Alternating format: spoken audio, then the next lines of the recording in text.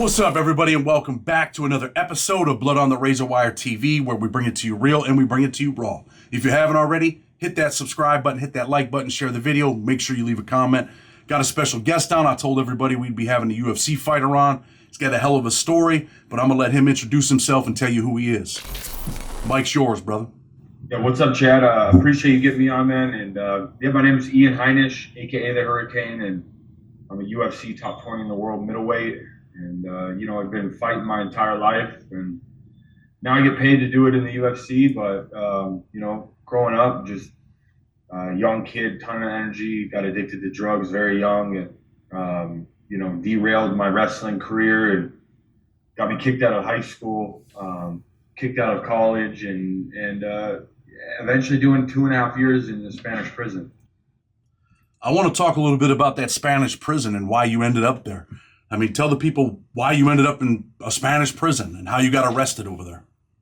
Yeah, so it stemmed back from, like I said, I was in high school, and I was a very good wrestler, 2-time state champ, 3-time All-American, took second at nationals. I had a bunch of accolades in wrestling, but drugs and alcohol continued to plague my life. It was always chasing the drugs. It was chasing an addiction. And by my senior year, I got expelled. And I still went to senior nationals, took second. It was like the Super Bowl of your high school wrestling tournament or career, and you got to be a state champ just to be able to go to the tournament. And I went there, and I took fourth. And I got a bunch of full ride scholarship offers. And I took one in northern Idaho, and just an opportunity that I blew.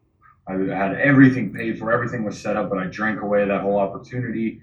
Came back to Denver, where I grew up, and family just got divorced, so there was a lot of brokenness, and and then I eventually went to Canada. There was a girl out there that I knew. She flew me out there. We went out, and long story short, I did about 5 months in jail over in Canada. Got sent back, deported back to Denver, Colorado. Back to ground zero. It was 2008 in the Depression. Not much was going on. It was a hard time to make money. I met some Guatemalans over there, and they had some connections for some ecstasy. Started getting shipments sent over, hitting the whole rave scene at that time, and eventually got set up in a Walmart parking lot, with a couple thousand pills and pistol to my temple, drug task force. And, I just told myself there's no way I'm going to prison at 19. So I posted bail, and I got a passport issued to me somehow, and took a Greyhound to Indiana, said goodbye to my family, took a train from Chicago to New York, said goodbye to my family, and hopped on a flight, JFK to Amsterdam, with like $2,000 in my pocket. I was then a fugitive on the run. What was it like in that prison over there? What's that?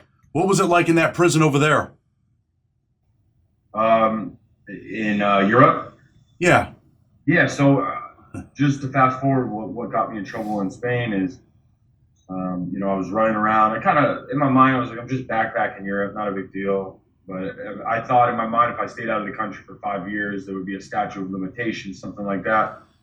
But I lived in Amsterdam for a little while, then I ran out of money. I had a friend, my cousin had a friend in Belgium. I went over there, I stayed there for a while, made my way to England, lived there for a while, and eventually made my way to the Canary Islands, Tenerife, Spain.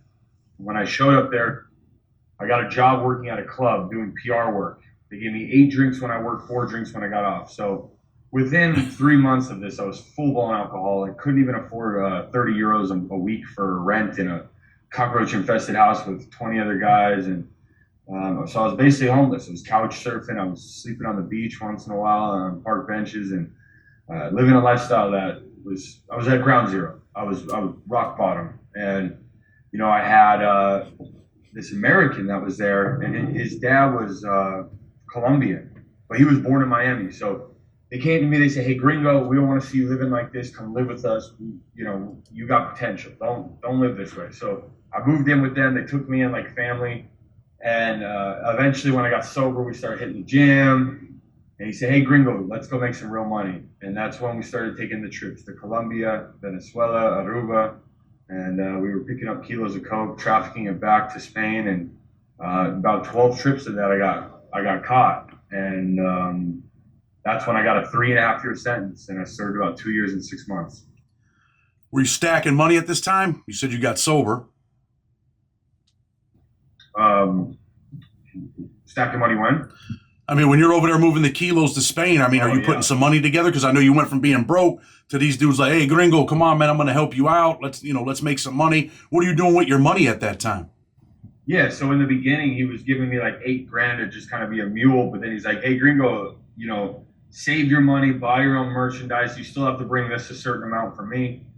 And yeah, I'm making tens of thousands of euros, but I'm spending it almost just as fast as I get it. And I think it was my fourth trip, and it was crazy. I was just watching this show on El Dorado Airport in Bogota, Colombia, and they're taking these guys to the X-ray. And I remember I had a kilo in my stomach, and the guy I was with. He promised me there's a special paper on the packages of Coke that would pass the X-ray. But I thought maybe he's just saying that to make me feel better. This black guy in street clothes came up to me in the Bogota airport, and he's like, "Dame su pasaporte," and I'm like, "No comprende, sir. I don't speak Spanish." And he's like, "Give me your passport." And I was like, "Who are you?" And he's like, "Secret police." He showed me his badge, and I was like, "Whoa!" And he's like, "Yeah, you like Colombia, huh?" I was like, "Yeah, I have a girlfriend here." He's like, "Yeah, sit down." Sits me down next to two sketchy-looking characters and a beautiful Colombian girl. I look to my left and right. I say, "Hey, what are we doing?" They say, "We're going to the X-ray," and they tell me in Spanish. And I'm like, and like instantly, I'm just trying. I'm like, "Don't look nervous. Don't look nervous." And I know I'm like shaking almost. And I'm like, "Dude, doing time in Colombia is gonna be terrible." So take me to the X-ray room, big X-ray. I stand in, hands up.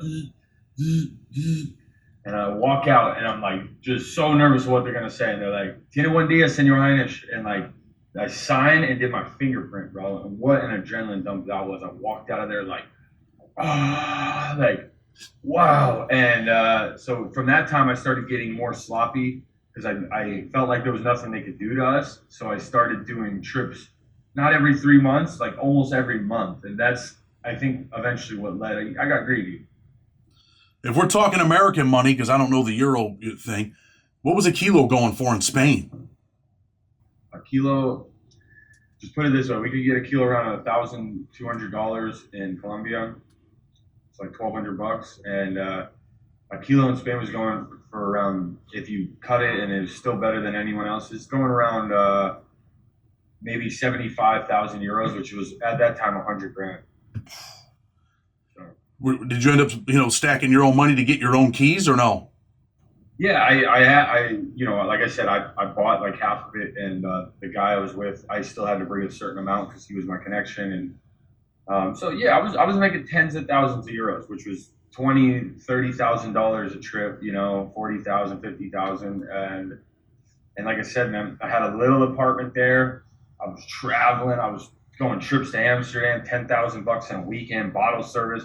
It's like when you make money that fast and that like easy, quote unquote, you're still risking your freedom. You just don't appreciate it, and it comes in and it goes out. Oh, believe me, I know. I mean, I don't know if you know my story, but I was sentenced to 40 years. I did almost 20 in the feds. I ended up, getting out because Trump passed the First Step Act. I was one of the first people to write the compassionate release motion. I ended up getting out of prison, but dude, it was supposed to be over with for me too. You know what I mean? I was supposed to get out when I'm like 65 years old, and I got a second chance, so I'm happy. Let me ask you a little bit about that prison. Look, get this.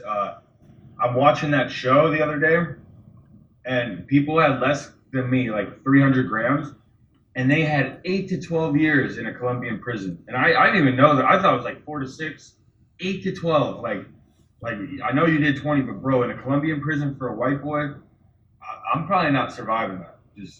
I'm gonna have to pay money just to like be protected. But yeah, sorry to cut you off, but that was scary to know that I was that close to like really losing my life. Trust me, bro. I know. I had a Colombian girlfriend, man, a girl that lived in Colombia, man, and it was like, yeah, dude, like I'm like, nah, I'm not coming over there. You can come over here, but I'm definitely not coming over there. And I looked up these videos. I seen they had captured this dude, and they wanted $500,000, and I'm like, dude, I'm not. I mean, you got more balls than me because I'm definitely not walking through an airport in Colombia with a key. What did you have it like just on you? No, we were swallowing it. Holy shit! Yeah. Wow. Were you ever worried about that? Yeah. Especially the first time we did it because the guys wrapped it. We didn't wrap it. Since that time, since the first time, we would wrap it ourselves, and we put like 7 layers of protection that I felt safer when that happened. But still, I mean, not something you want to do, man.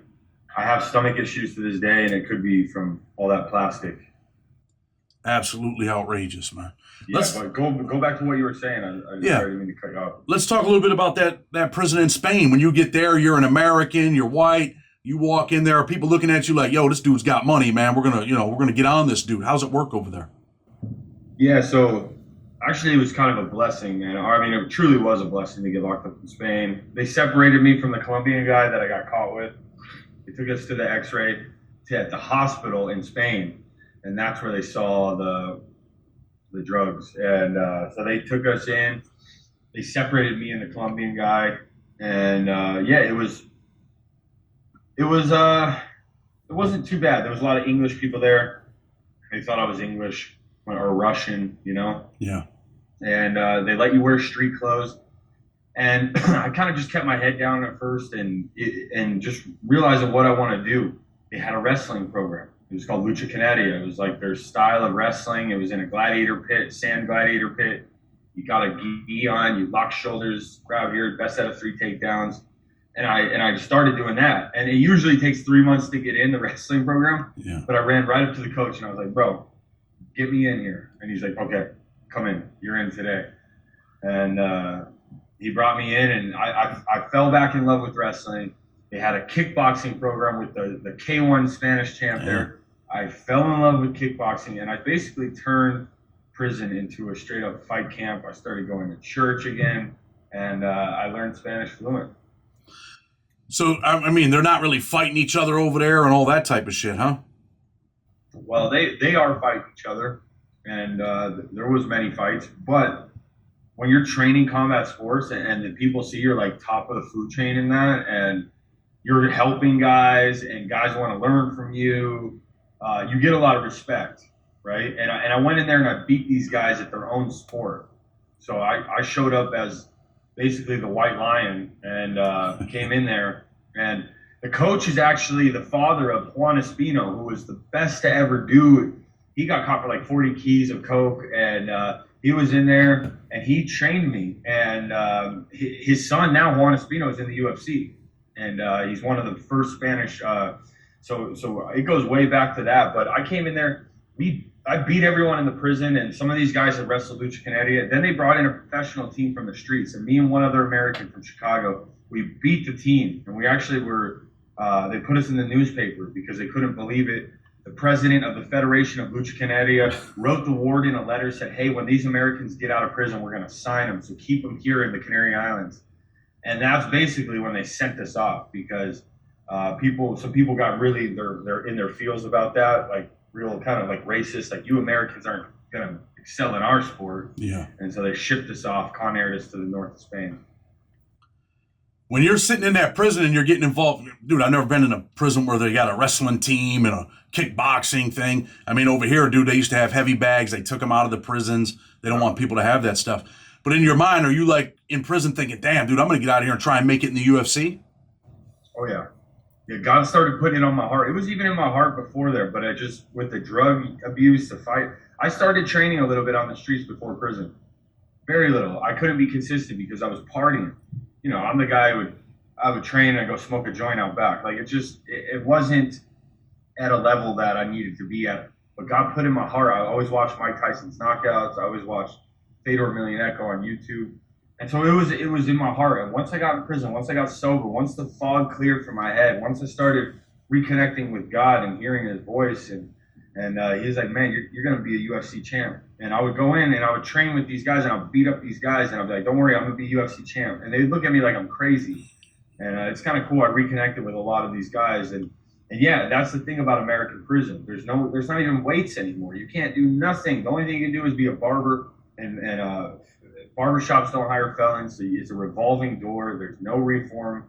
It's just a money machine. And over in Spain, it was different, right? If you were bad and stuff, they take away all your but if you got to like the respect mod where you weren't fighting, they would let you do wrestling. They would let me go to kickboxing. They eventually let me start in my own MMA program.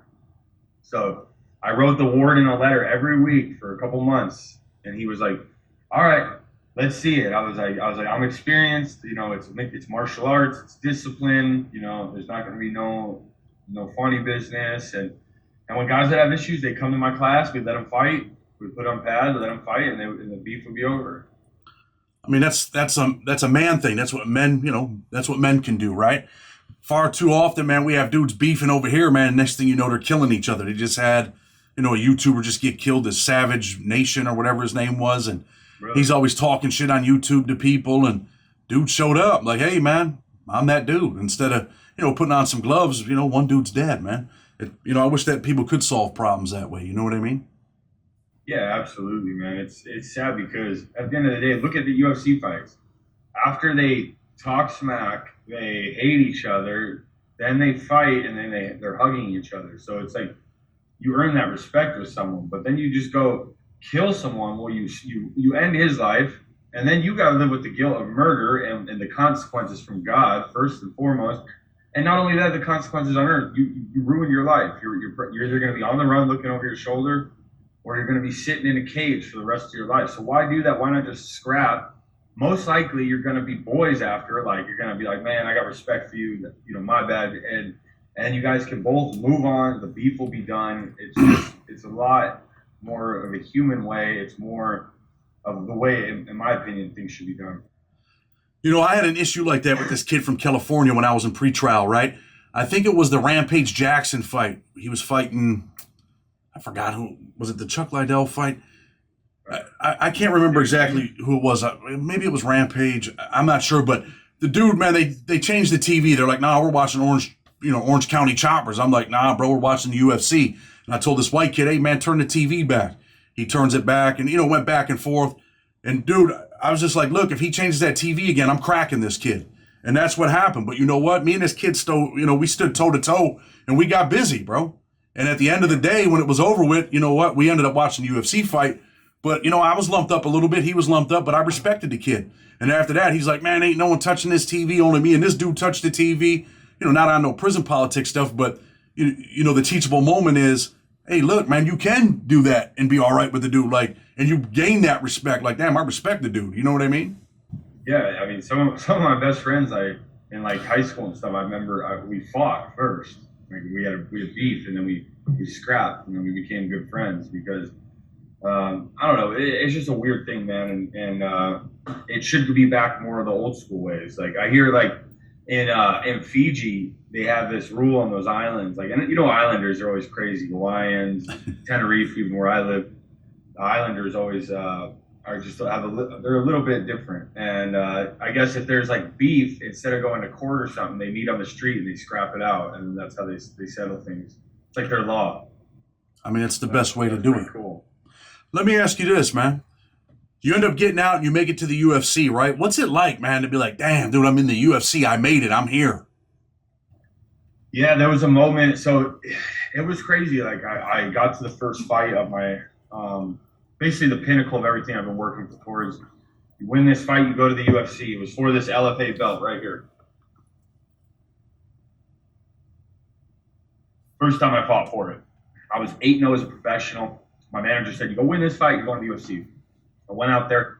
Well, about a year before, I wasn't living right. I tore my LCL. I went to the doctor. I got a prescription for, Percocet. Instantly hooked.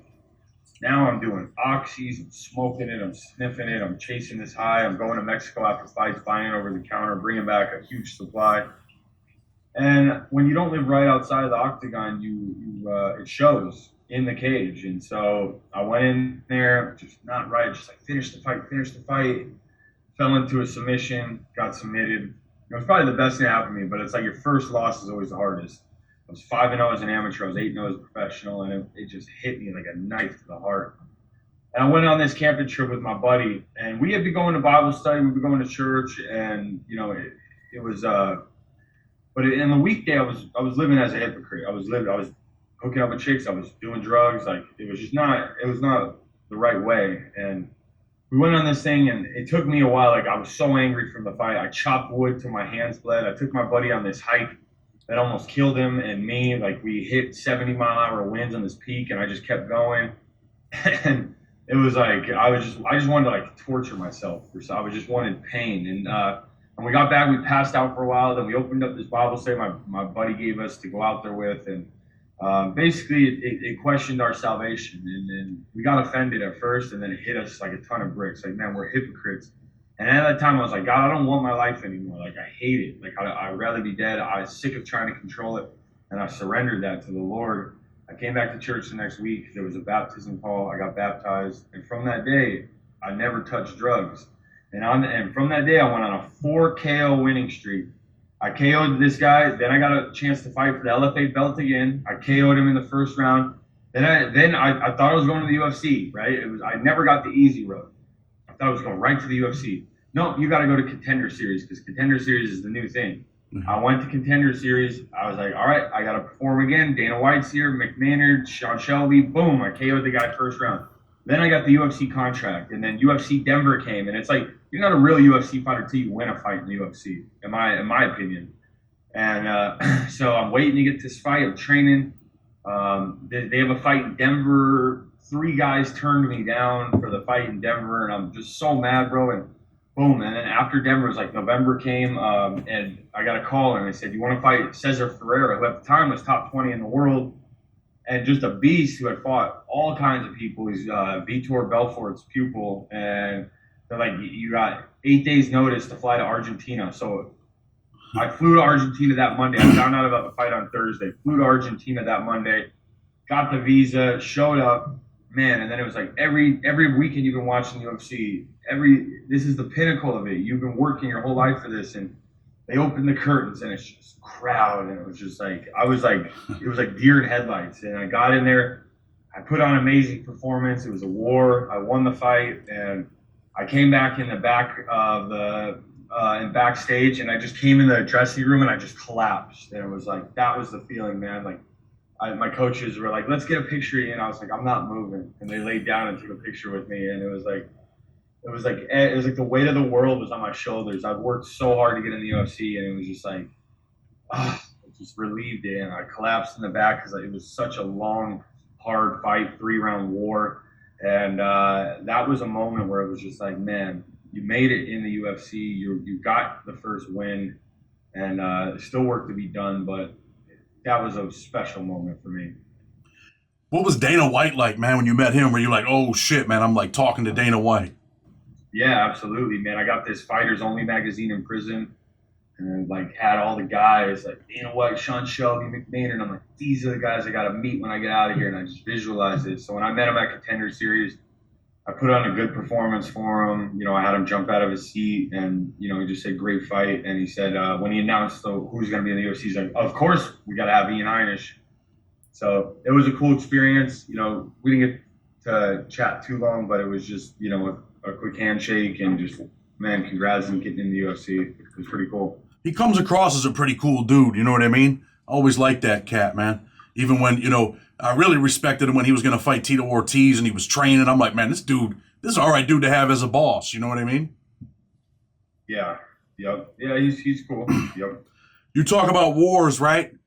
You know, one of my most fascinating wars was that Stephan Bonner Forrest Griffin fight. Do you remember that fight?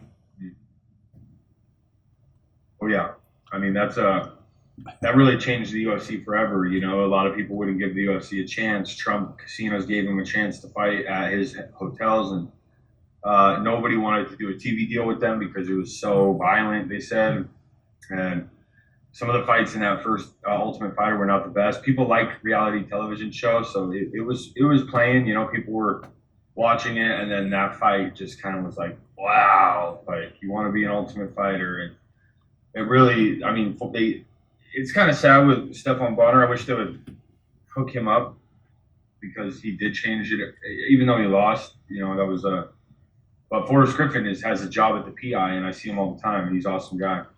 Yeah, I like the hell out of that dude. You know, I was in prison watching that fight, dude, and the whole prison, we were glued. And after that, dude, it was like UFC, so then it was on Spike TV. Like, that was one thing that prisoners, you know, I don't know if Dana White and all them dudes know, but dude, like UFC is like the thing in prison. Like, we're waiting for it. And then, you know, it ended up, you know, it left Fox and all of that stuff, and Spike TV, it was over with. And then we were all like, damn, dude, we can only watch these fights like a month or two after after they air on some other network or whatever. But yeah, definitely that was the thing in prison, man. Yeah, I bet. So Ian, man, I know you really turned your life around, and you talk about God a lot, and do you feel like it was God, man, that put it on your heart to really get you to change your life? Yeah, absolutely, man. I tried to quit drugs so many times, but I feel like human help can only work so long, and you got to get changed from the inside, man. It's a heart issue, and when you do surrender your life to God, He gives you a new heart, gives you the Holy Spirit, and that strengthens you, man, to be able to get through. And I mean, from that time when I got baptized, I was broke, living in my buddy's basement, not in the UFC, and I was single, never paid taxes in my life. And 1 year later, I met my wife, married her. I bought a house, our very first house. I was in the UFC. I broke into the top 10 in the UFC. And not to say when you do this, it's going to be sunshine and rainbows. That's not true. But you're going to have someone to walk with you through every trial, tribulation, victory, everything you go through. You're going to not be alone in that. And yeah, man, and it's just really, once you find your God-given purpose and you walk in that, it's like, it gives you like an energy that when you're confused, you don't really know what to do. And you have seasons of that no matter what. And but once you figure out what God wants you to do, once you figure out what your path is, it's I mean, I know you, Chad, like this is your path that God has you on right now. And I bet you wake up excited to do this every day, to do these interviews, to do this podcast, to help change other people, because it's got to be full circle.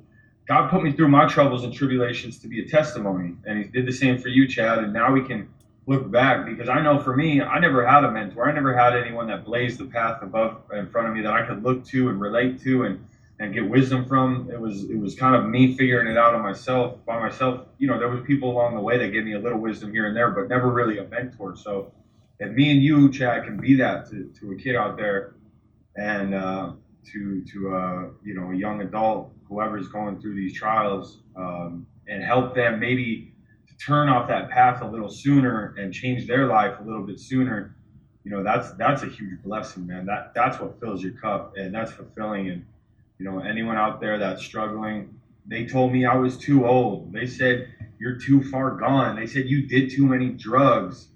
I heard it all, but I still got in the UFC. I broke in the top 10. I fought through some trials and tribulations. I'm dealing with some health issues. I had a concussion for like 4 months, which was terrible. I came back too early, made it worse. But I'm healed up in my head. I had a thyroid issue. So there's been some health issues, but I'm getting healthy, man, and I'm not going to quit.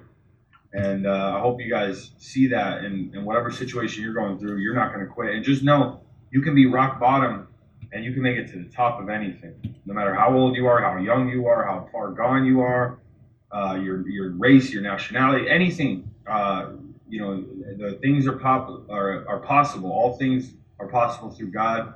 And man, hit your knees, pray, because I promise if you seek Him, He will find you. It says it in the Bible. And yeah, man, I mean, that's just my little bit of motivation and 2 cents. That's what's up. Like I said earlier, I had a 40-year sentence, bro, at 24 years old. You do 35, 36 years with good time, right? And I had got one of the most vicious responses you could ever get from the government when I was trying to get out, right? And I had a former federal judge represent me. He was a judge for 23 years. He was the dude that prosecuted John Gotti and got the conviction. And, when the government responded, I was like, damn, dude, I thought I was this close to getting out. I was like, damn, I'm never getting out, man. And someone had gave me that book, dude, that, I don't talk a lot about God on here and stuff, but they gave me this book, David versus Goliath, dude. And that's what got me through, right? And I'm like, damn, man, I thought that, the government can't be beat, bro. They can't be beat. I'm going to lose. I'm never getting out. And when I read that book, I was like, but look, man, I felt like God was like, yo, dude, look what I did with David. And recently I went to the Sight and Sound Theater like 2 weeks ago, and we seen that play with David and Goliath. And I bought this thing, dude, because of David, right? Dude, that's what got me through. Because I was at the point where I was like, I had finally was like, damn, dude, I'm about to give up, man. I'm never getting out of prison. I'm going to die in here, man. This is my reality. And somehow, man, that dude ended up becoming my lawyer. They took my case pro bono, and things took a turn, man, and I made it out of prison. Wow. So you know, I'm grateful for that, dude. And that's something you should go check out, dude. That Sight and Sound Theater in Lancaster, PA. They do they do Noah's Ark. They do all kinds of stuff, but it's definitely deep. And, you know, I want to ask you two more things before we go, though. Who's the toughest fighter you ever fought? I would say the strongest fighter was that Russian Omari Akhmedov in round one, but only round one. After round one, he went, shh. And I felt like I won the last two rounds. Yeah, I would say probably him as far as just a strong, powerful guy. Had that Russian grit in him, you know? Yeah. Them Russian fighters are tough fighters. I was the captain of my wrestling team too, man, in middle school, and I was an amateur fighter. My stepfather, you know, was a cut man and real close friends with George Foreman. So I've been around the whole fight thing my whole life. But I also think that your biggest battle and your toughest fight was your addiction, but you overcame it, man. Amen. Amen, bro. That is, and people, man, I'm telling you, I know how hard it is. It's hard not to fall back, you know? A lot of people slip back, but you got to stay rooted. You got to stay grounded in your faith. You got to wake up, make time for that in the morning, because you just start going out there and being all over. Another thing that helps too, just right now, if you're in a bad situation and you want to change your life, I'm telling you, go right now, go clean your car, go clean your house. As stupid as that may sound, clean everything out. It clears your mind, and then make a schedule for yourself, because boredom is mostly the thing that leads you to using. And if you have a tight schedule, and make time to have fun too. I'm not saying it's all got to be work, but have a schedule.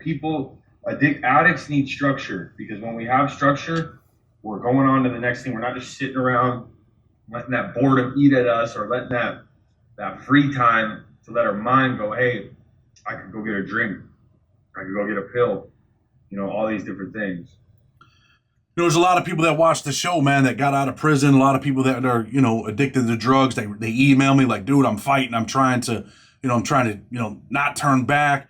And I think that's great advice, man. Structure. Even for me, I have structure. I own a paralegal and prison consultant firm. As long as I stay busy, people are like, damn, dude, like you put out videos every day. You're always working. But that's what keeps me focused, dude. That's what kept me focused in prison. Right here. Just so you don't. Some people can use their phone, bro, but for me, I gotta write it all down. What's my victories? What am I working on? What am I learning? Write it down, man. Write it down. That's what's up. What's up next for you, man, with the UFC? You got any fights coming up? What's it looking like? Yeah, so I just, like I said, I just became healthy. Everything's on point now. I'm getting back in shape, but it's been a while. So I'm climbing the mountain again right now. I'm getting to where I need to be to get back in that octagon to be able to schedule a fight, feel confident. Unfortunately, I freaking got pneumonia and COVID for 2 weeks, and I was getting close, but just another little setback. But now I'm back in the gym. Half this week I've been training. I'll be back training next week, and hopefully within the next month I'll have a fight scheduled. My goal is to fight by the end of this year. That's what's up. I'm going to get ready to close the show, man, but I definitely appreciate you coming on. Is there anything you want to say before we go? No, man, I appreciate it, Chad. Guys, if you're watching this and you like this content, you want to hear more inspiration and motivation and faith, hit that subscribe button, smash that like button. Chad, I appreciate you for coming on and just doing what you do, man, because a lot of people just get out and they go live their lives, but they don't realize, they went through that for a reason, and it's time to go full circle, because you got to give back, because I know, Chad, when you were going through it, you hoped someone would give you that, and that'd be a blessing if they did. So you could be that for someone. And guys, reach out to me, follow me on Instagram, Twitter, Ian Hinish MMA. My DMs are open. I try to check them all. So hit me up if you guys need some words of encouragement, questions, anything like that. And guys, stay tuned. I'll be fighting end of this year. The Hurricane will be coming back. The UFC Crypto King is here, and I'm about to put on a show and show you guys a real comeback. Well, I definitely appreciate you, man, coming on and taking the time and sharing your stories and your experiences. I'm going to close the show. Tell people, man, hit that subscribe button, hit that like button. With respect, until tomorrow, we're out.